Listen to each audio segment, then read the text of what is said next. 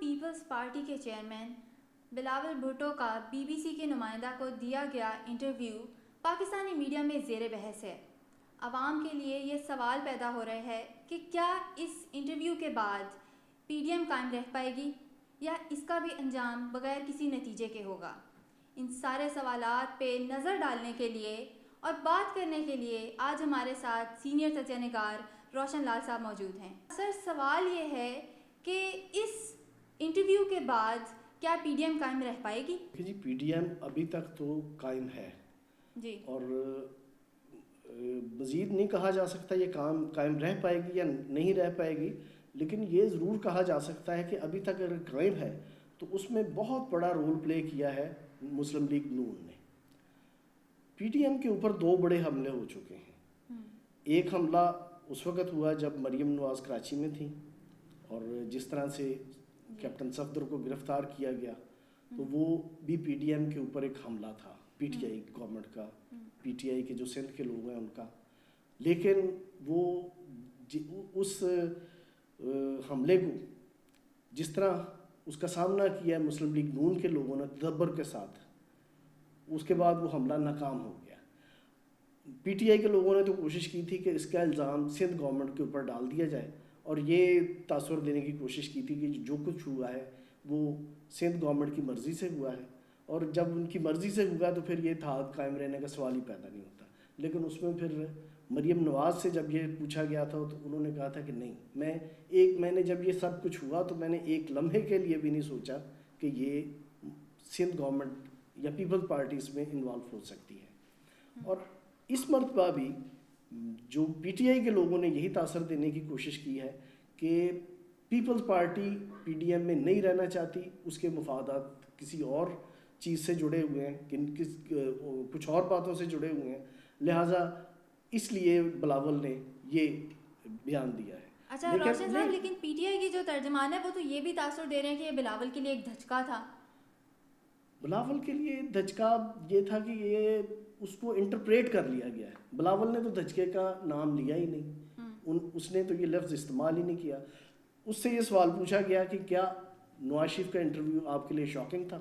انہوں نے کہا یس، انہوں نے کہا یس میرے لیے شاکنگ تھا۔ اچھا، میں اب آپ سے سوال پوچھتا ہوں۔ سر پہلے یہ بتائیں شاکنگ اور دھچکے میں کیا فرق ہے؟ ہاں نہیں، میں آپ سے ایک سوال پوچھتا ہوں۔ آپ گاڑی میں سفر کرتی ہیں، آپ نے سنا ہوگا کہ شاک ابزاربر ہوتے ہیں،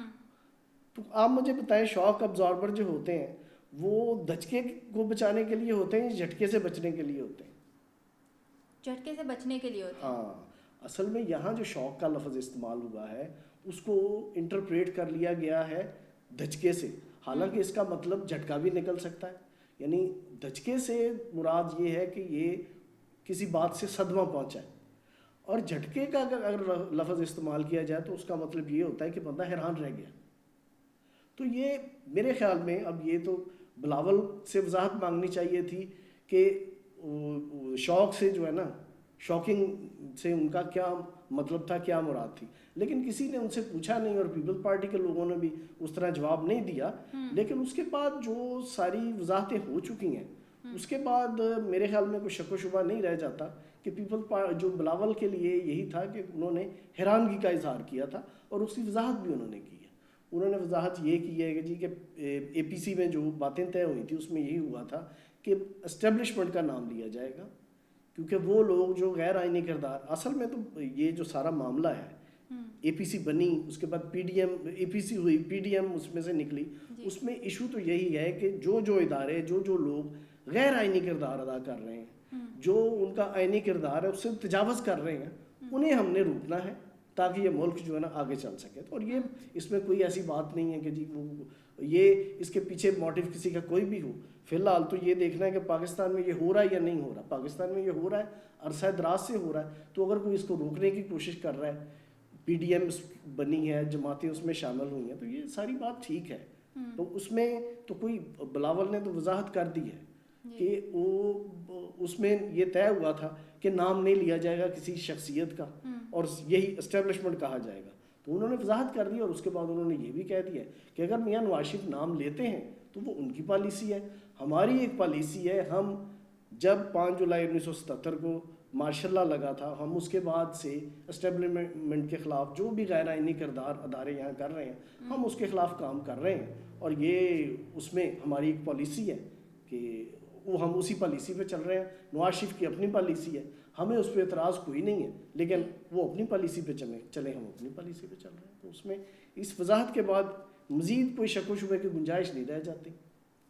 اچھا, تو سر میڈیا کے کچھ نمائندگان کا یہ خیال ہے کہ بلاول بھٹو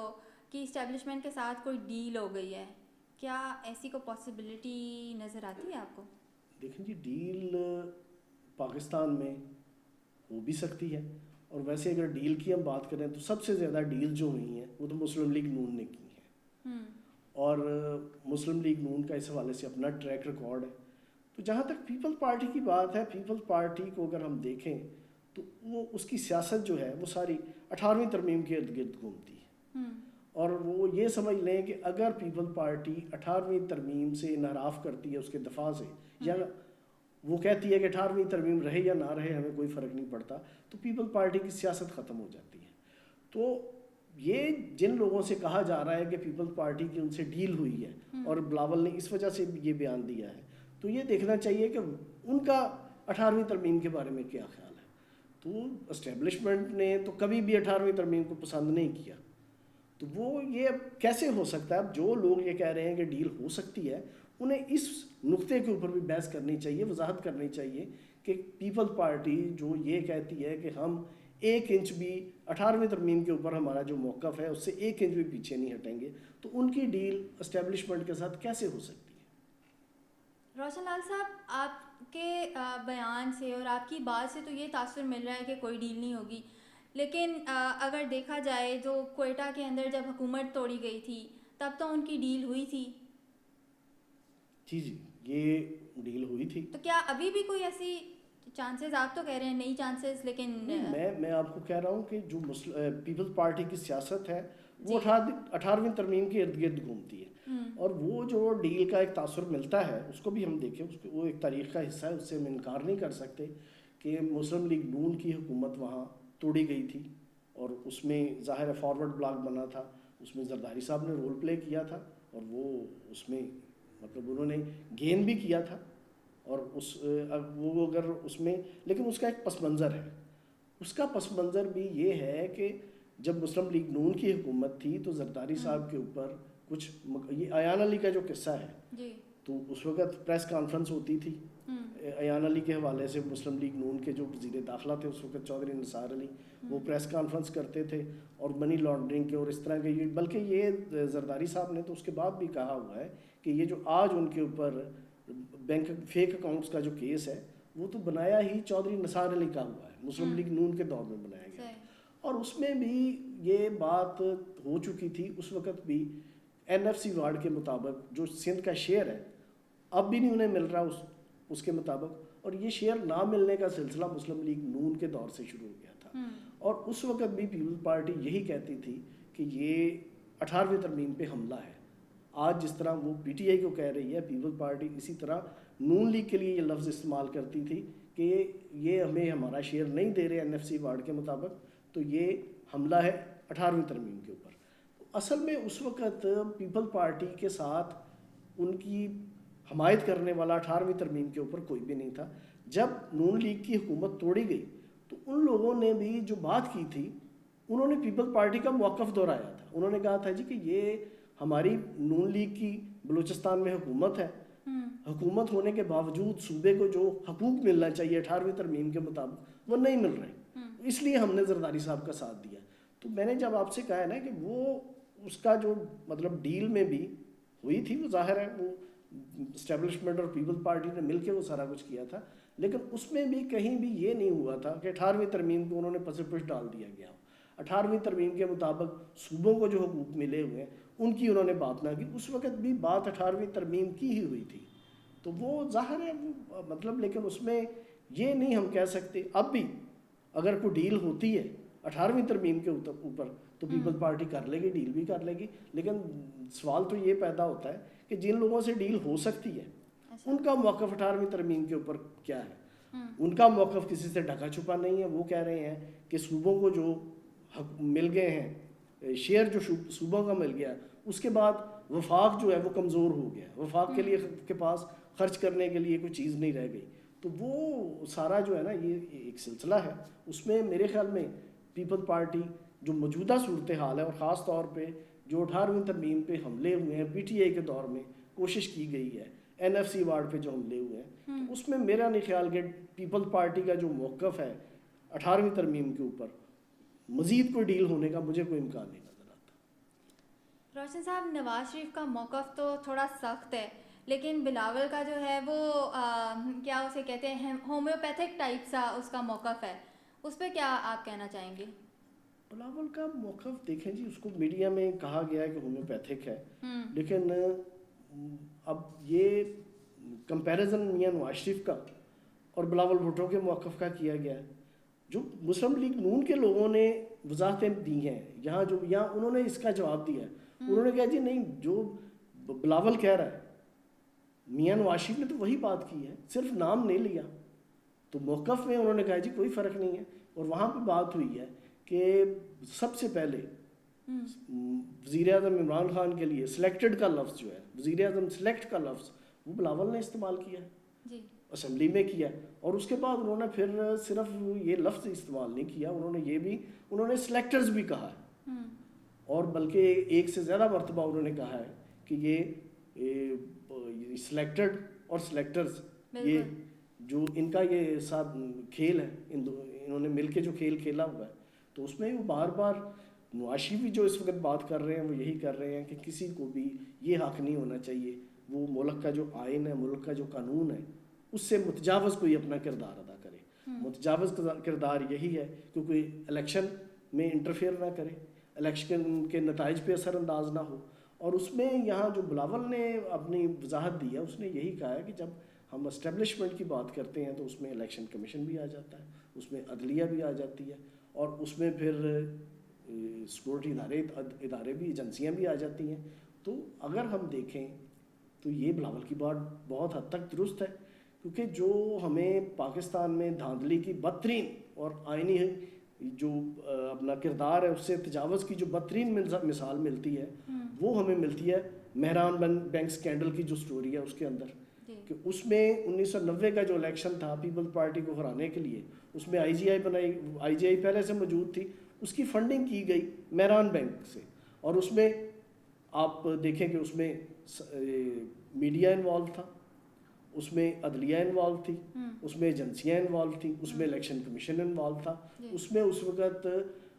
صدر کو جو 58(2)B کے مطابق جو ہے نا 58(2)B کے مطابق جو اختیارات حاصل تھے, اس میں صدر کا آفس استعمال نہیں ہوا, اور بلکہ جو اس کے بعد پھر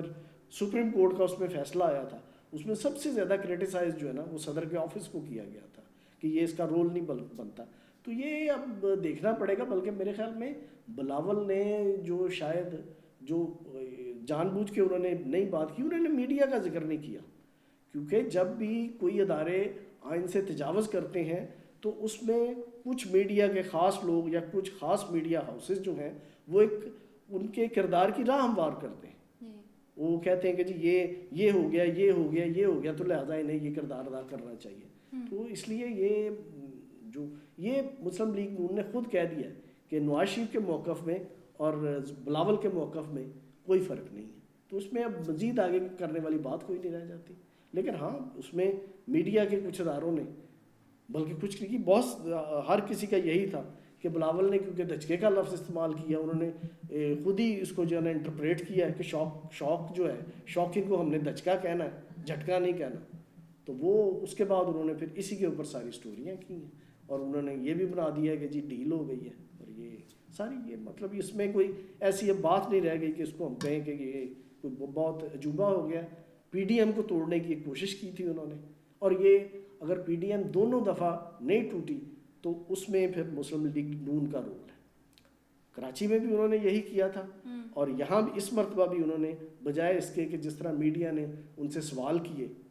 بڑے تیز سوال تھے, انہوں نے بلکہ پرووک کیا کہ وہ بلاول کے خلاف کوئی اسٹیٹمنٹ دیں. لیکن یہ ان کا تدبر ہے, یہ مریم نواز کا تدبر ہے, یہ جو بھی رانا ثناء اللہ کا میں نے کل بیان سنا, یہ ان کا بھی تدبر ہے کہ وہ, ورنہ مسلم لیگ نون کے لوگ تو بڑے ہاک ہیں, وہ تو ایسے پیپل پارٹی میں اس طرح کے لوگ شاید نہیں ہیں، لیکن یہ ان کا تدبر ہے کہ انہوں نے جو ایک کوشش تھی، ایسے کوشش جو پی ڈی ایم کے تحت پہ اثر انداز ہو سکتی تھی، تو وہ انہوں نے اس کوشش کو ناکام بنا دیا، اور یہ اس کوشش میں میڈیا کے لوگ بھی پی ٹی آئی کے ساتھ شامل تھے۔ جی سر، تھینک یو سو مچ۔ تو ہمارے ساتھ موجود تھے روشن لال صاحب، جنہوں نے بتایا کہ پی ڈی ایم پہ حملہ تو ہوا ہے لیکن اس کے ٹوٹنے کا امکان ابھی تک ظاہر نہیں ہوتا ہے۔ کب تک P T I P D M کے اوپر حملہ کرتی رہے گی اور کب تک اس کو کوششیں کرے گی کہ وہ ٹوٹ جائے، یہ تو آنے والا وقت ہی بتائے گا۔ اگر آپ نے ہمارے چینل کو اب تک سبسکرائب نہیں کیا تو اس ویڈیو کو لائک، سبسکرائب اور بیل کے آئیکن کو پریس کرنا مت بھولیے گا۔ پروگرام وقت کی بات میں ہوں نیہا مسعود، دوبارہ آپ سے ملاقات ہوگی۔ اللہ حافظ۔